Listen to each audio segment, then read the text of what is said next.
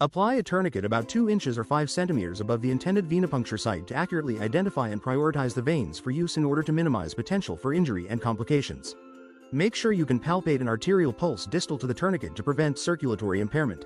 To prevent pseudo-hyperkalemia, don't ask the patient to tightly clench or repetitively open and close the fist. Limit tourniquet application time to less than 1 minute to prevent hemoconcentration of the specimen. If a tourniquet has been in place for longer than 1 minute before accessing the vein, release it and reapply it after 2 minutes before performing the venipuncture.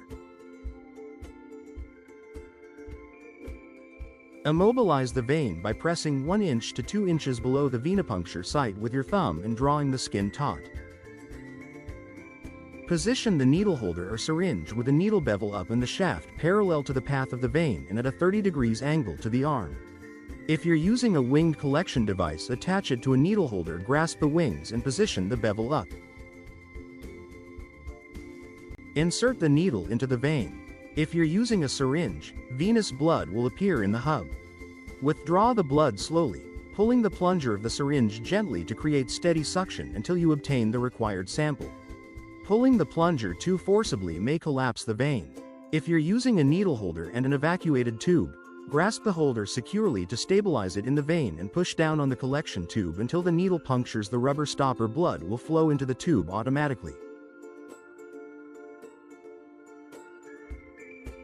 When the first tube fills to its correct volume and blood flow ceases, remove the tube from the holder. Continue to fill the required tubes using the correct order of draw, removing one and inserting another.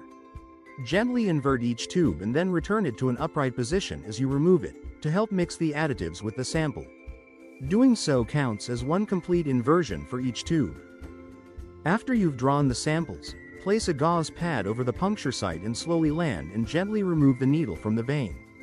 When you're using an evacuated tube, remove it from the needle holder to release the vacuum before withdrawing the needle from the vein.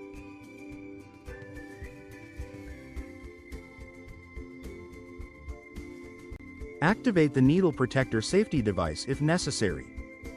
Thank you for watching. If you found this video helpful, give it a thumbs up, share it with your friends, and subscribe to our channel for more medical education. We're always creating new content to help you learn and stay informed. See you in the next training, and take care until then.